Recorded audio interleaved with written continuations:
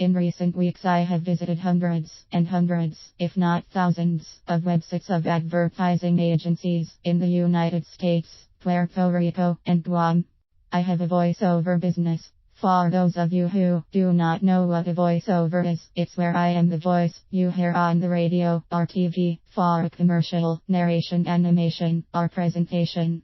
The surprising part of visiting all of these advertising agency websites is that despite being in the advertising business, many are terrible at communicating what it is exactly that their agency does for their customer.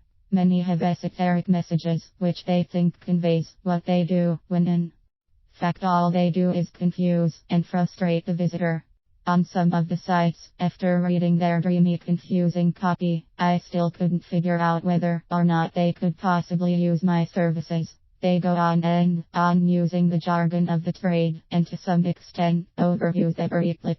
When they tell you that their customers are important, and that they'll work with you, I have to wonder if there are any businesses that wouldn't make those claims. The real confusion comes when the website is bombarding the viewer with moving images and text to supposedly show you that they're hip and know how to attract attention, which leads me into too much babbling, not enough message. The marketing landscape has taken on a new dimension, and that dimension is social media. Facebook, Twitter, and Instagram, just to name a few, have people on the planet clinging to their phones in fear of missing a tweet or an update from their favorite blog. No matter what people are doing, how they are traveling, or where they are, they want to stay connected, but they don't want to be reading War and Peace lengthy messages. So just like the poorly produced websites of some of the country's advertising agencies, too many e-business marketers are babbling on and on about their company and their services without getting to the point, let alone asking for the order. What's an e-business marketer to do? To start with, keep in mind that people will react or act upon a visual much quicker than written text, because we are wired to process a visual image hundreds of times faster than the written word. Visual communication is more easily understood. Which do you see first? The red octagon sign or the letters STOP? As to being bombarded by the websites of the so-called masters of communication, the advertising agencies, you will lose your effectiveness if you bombard your target market with too much information at once. Keep your messages what I like to call bite-size.